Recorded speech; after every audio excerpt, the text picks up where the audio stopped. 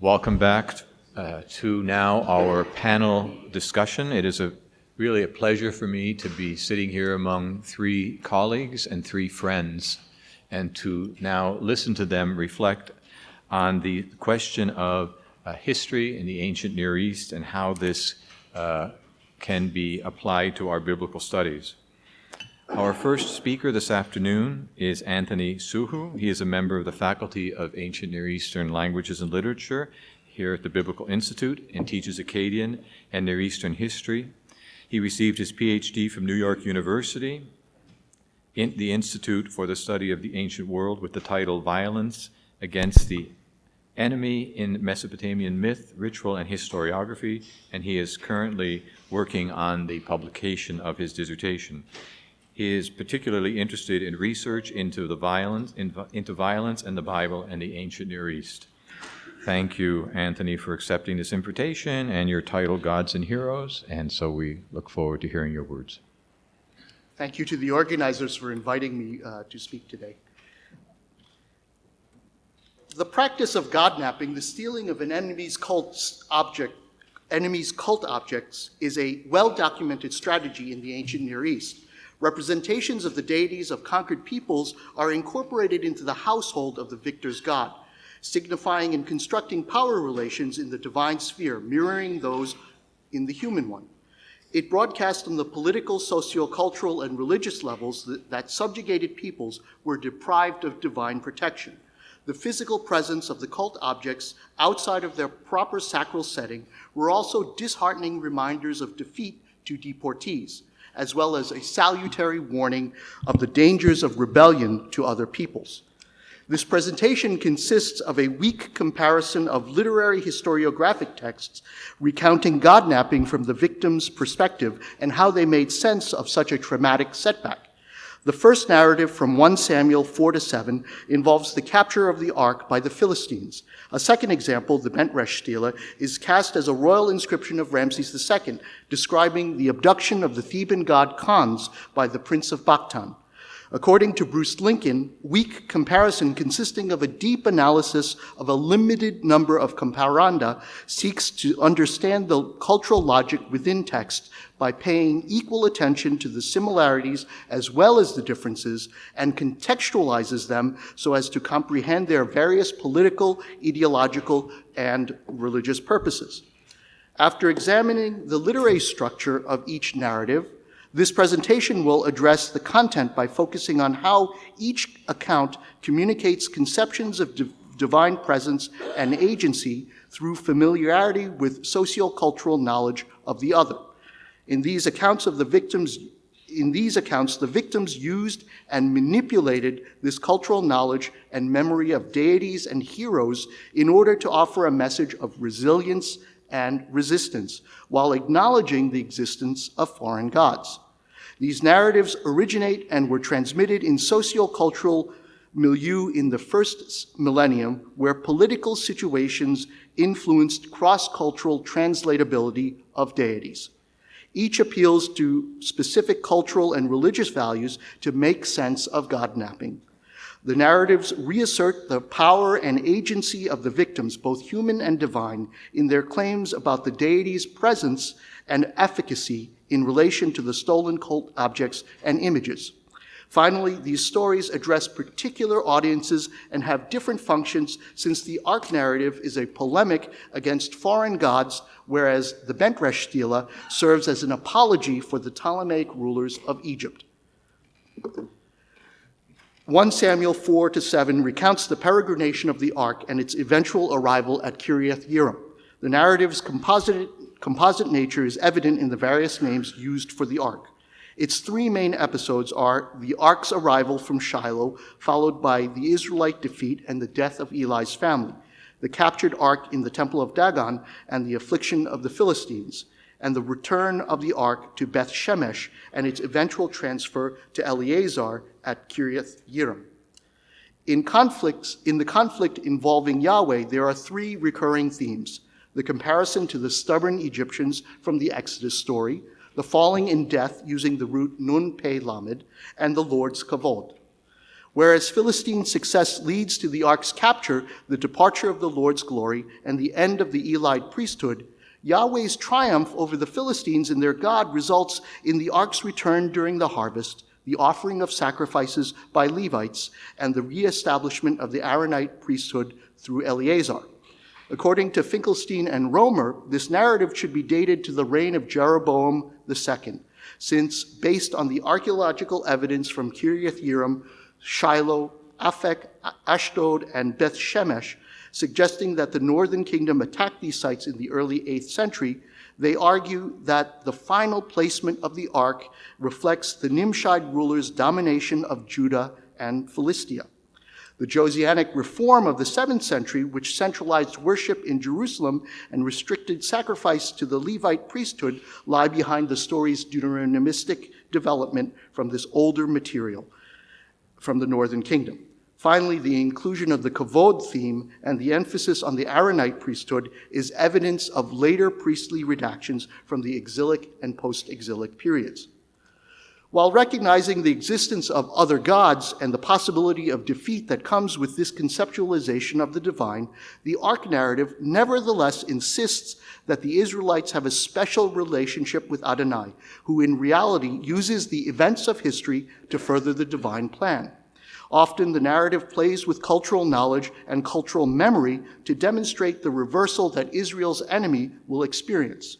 The conflict between Adonai and Dagon in his temple and the Philistines of the Pentapolis is one such polemic. The author-editor of the Ark narrative is familiar with commonly held ideas and practices in the Mesopotamian ecumene regarding the treatment of the enemy in war and the handling of cult statues. Rhetorically, the narrative assumes that the audience is familiar enough with this cultural knowledge to understand the events and the text's polemical nature.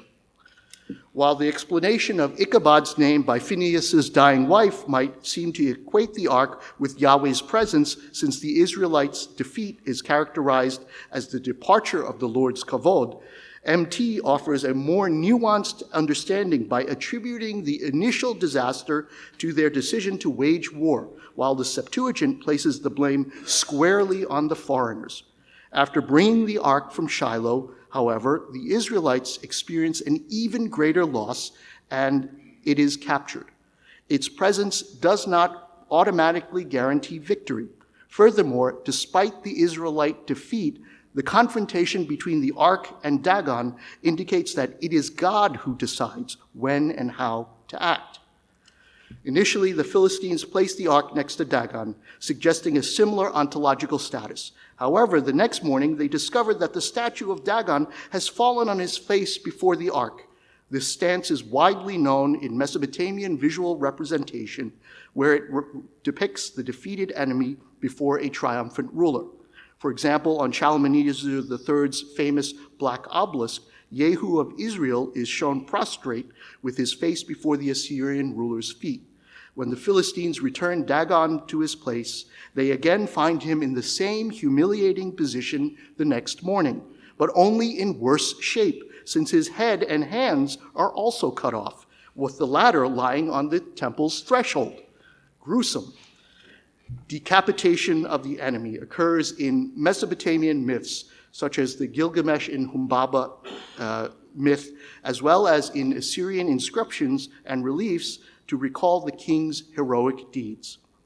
Ashurnasirpal II punishes the rebellious inhabitants of the city of Tela in this brutal fashion.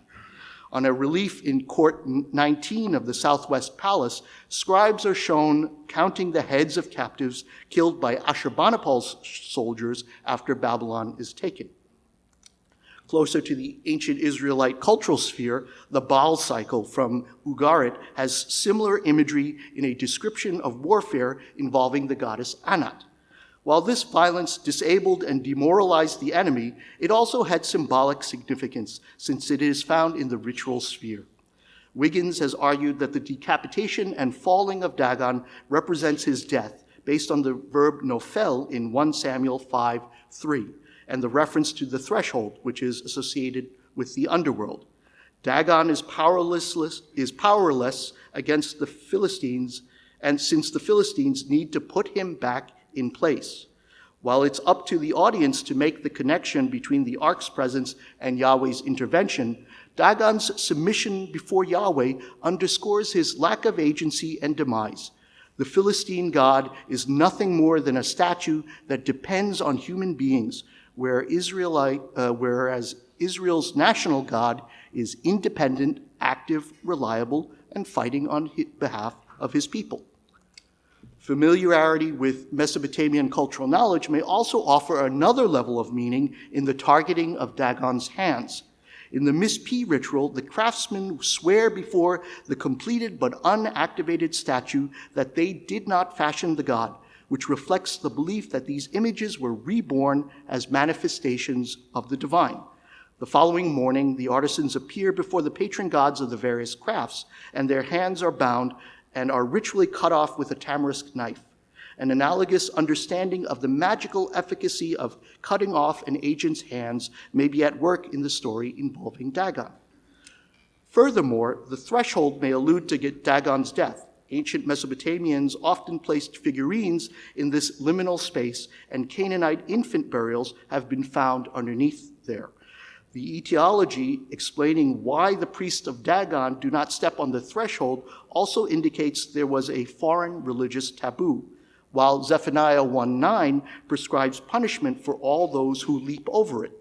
Two other biblical sources associate the space with death, but employ a different terminology for the threshold.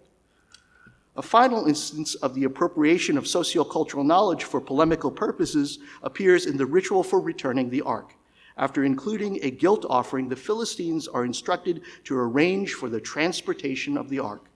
While divination is normally prohibited in biblical sources, the Philistines use it to determine if Israel's God is responsible for their affliction and how to proceed. The ritual presumes a connection between the national God, the land, and the people. Ironically, divination, a foreign practice associated with idolatry, is employed to signal God's power over the Philistines and their God. The conflict between the ark and the Philistines is characterized as a recapitulation of the struggle between the Lord and the Egyptians from the book of Exodus. The Philistines are portrayed as being aware of their own and Israelite cultural memory and are convinced to act because of it. Through Yahweh's actions, the narrative demonstrates that his reputation as a mighty God is indeed justified. On the other hand, by its conclusion, the lack of agency of the Philistines and their God is evident.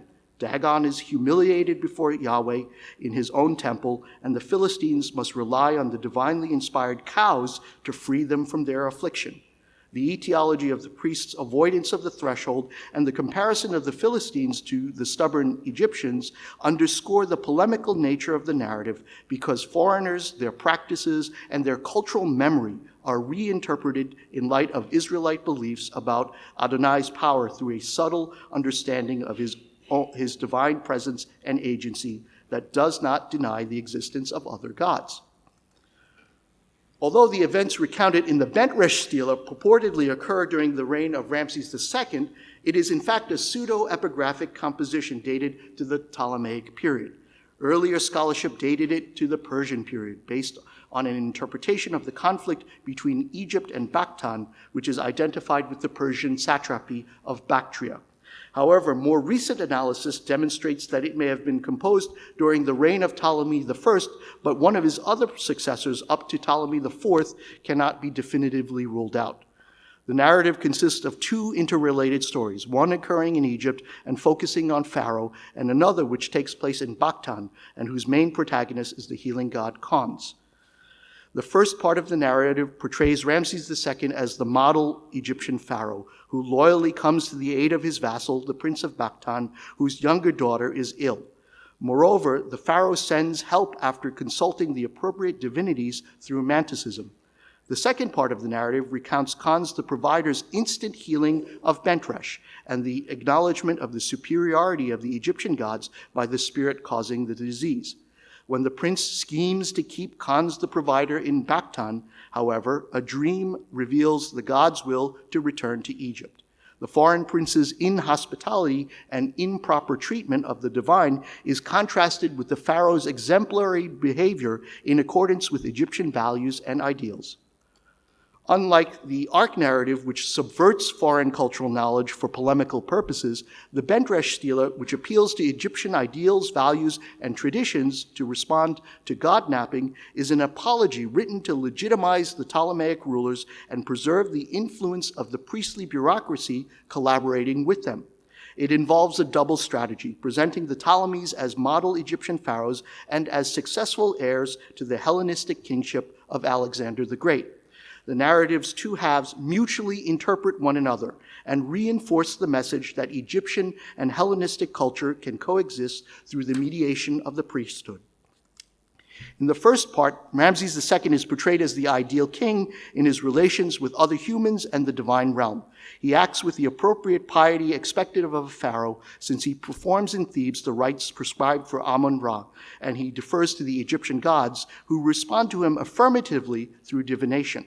That is, he acts according to Mot, maintaining order and justice and promoting the well-being of his people and their gods. The pharaoh receives tribute from Naharin, highlighting the proper relationship between vassals and their overlord, and signaling the subordinate position of the prince of Baktan.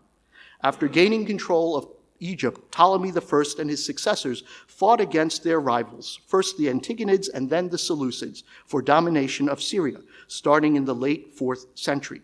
By creating a fictitious portrait of the great Ramses II, who is anachronistically presented as having sovereignty over territory controlled by an equally illustrious conqueror, Thutmose IV, the Benresh stela compares the Ptolemaic rulers who had gained control of Syria to their famous Egyptian predecessors.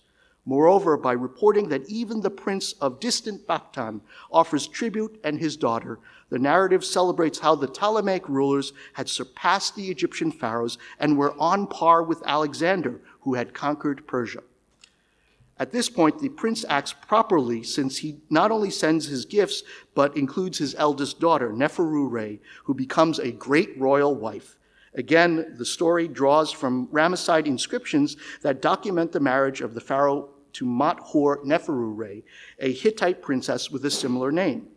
Likewise, the request for Egyptian medical experts is similar to correspondence between Hattusili III and Ramses II, while the dispatching of the Bark of Khans parallels the Mitannian king Tushratta, who sends a statue of Shaushka of Nineveh to Amenhotep III. Like Alexander the Great, who married Roxana, the daughter of a Bactrian nobleman, Ramses makes the eldest daughter of the prince of Baktan his great royal wife. Similarly, Alexander commanded that Ptolemy I take a Persian noblewoman as his bride. Using Ramesside historiographic material, the stela creates a fictional Ramses II that rivals Alexander the Great, which serves as a cipher for the Ptolemaic rulers of Egypt. The narrative imagines a world that accords with Egyptian understandings of divine presence and agency. Like the Ark narrative, it acknowledges the existence of the gods of other peoples.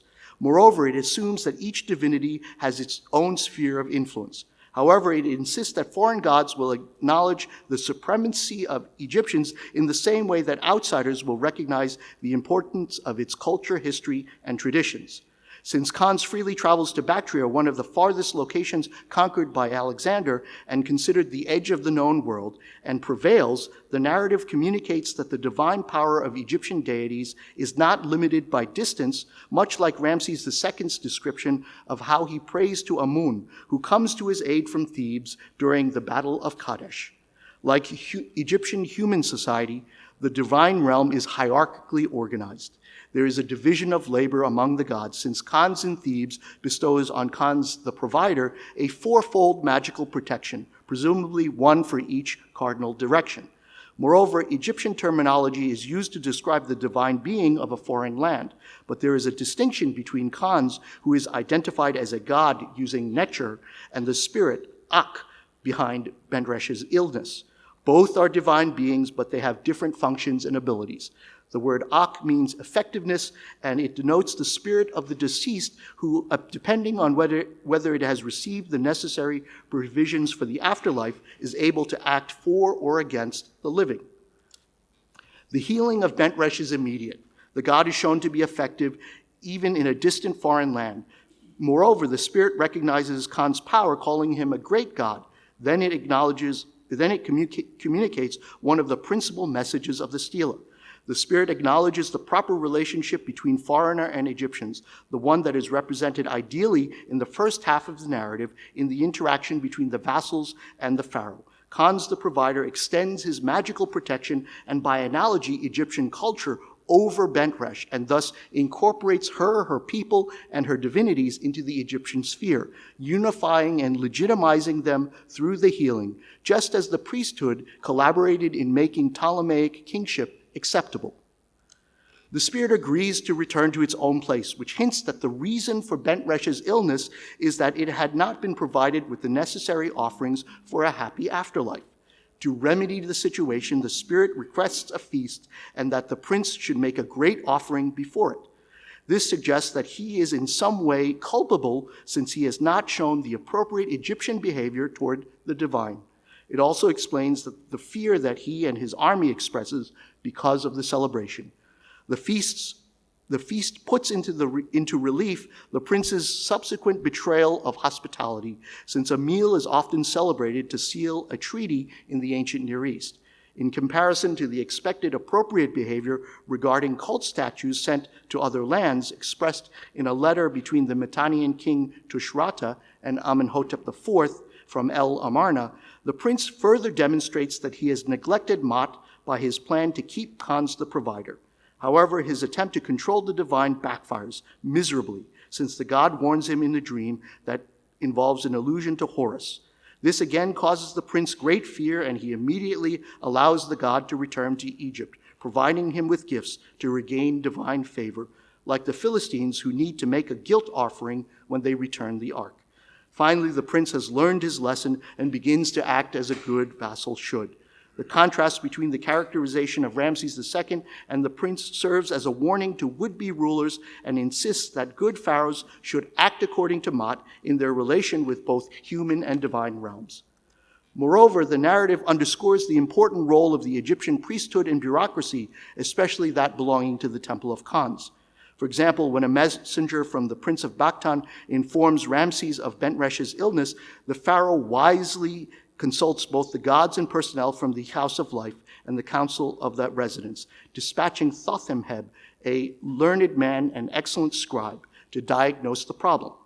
Similarly, the lunette of the Bent Resh stela shows Ramses II offering incense to Khans in Thebes, while a prophet and priest depicted on a smaller scale does the same for Khans the provider. Moreover, the god is identified as he of Behdet, associating him with Horus and kingship. Image and text working together communicate the ideal for social relations. The pharaoh and kingship, whether Egyptian or foreign, are protected by the gods, both of whom in turn are loyally served by the priesthood. Another clue that this story is about Egyptian kingship comes from the dating that orients the narrative. It takes 1 year and 5 months for Khans the provider to arrive in Bakhtan. Calculating from the last absolute date, Khans reaches Persia in the second month of flooding of Ramses' year 27. That means that his arrival corresponds with the beginning of the Opet festival. Furthermore, the god is forced to stay for 3 years and 9 months, but is reported to return to his temple in year 33. This last absolute date includes 3 more years than necessary. The choice of numbers is symbolic, representing a long time because there's a visual pun with the number 3, indicated by 3 strokes in hieroglyphics, which can also be a marker for plurality. It is followed by the number 9, which is 3 times 3. Thus, the narrative communicates that Khans the provider remains for many, many years. The remoteness of Bakhtan and the lengthy duration of the Egyptian god's captivity underscores the reach of his power. Furthermore, the return of Khans the provider in Ramses' 33rd year is meaningful because Alexander the Great died at that age. By concluding the story in such fashion, the narrative shows how the fictional pharaoh's deeds recapitulates and surpasses those of Alexander the Great. The Bentresh Stela is part of a creative and dynamic adoption and adaptation of Egyptian tradition, a process that began long before the arrival of Hellenistic culture. On the one hand, by highlighting the role of a local deity, Khans, as a wily and powerful actor on the world stage, the Ptolemaic rulers compared and portrayed themselves as good Egyptian pharaohs who acted according to Ma'at, respecting the gods and supporting temples and the priesthood as their patrons. On the other hand, by the Imitatio Alexandri, through the stela's fictionalized portrait of Ramses II, they presented themselves as capable Hellenistic rulers who even surpassed the deeds of Alexander himself. The arc narrative uses sociocultural knowledge of the other for polemical purposes in order to demonstrate Yahweh's supremacy in a polytheistic world where every land and people had its own national deity, whereas the Bentresh Stela, through its fictional portrayal of the great Ramses II and the account of the mighty deeds of the god Khans in far-off Bactria, projects Egyptian attitudes and values onto the Ptolemaic rulers while celebrating their Hellenistic background in an apology for these foreign gods and for the priesthood and bureaucracy that helped to legitimize their rule after the final brutal period of Persian domination under Artaxerxes and his successors. Both these narratives about God-napping operated and were transmitted in an environment of cross-cultural translatability of deities and at moments of crisis. Although they recognized the existence of the gods of other peoples, they insisted to varying degrees on the uniqueness and powerfulness of their particular deities, and they relied on cultural knowledge to convince their audiences.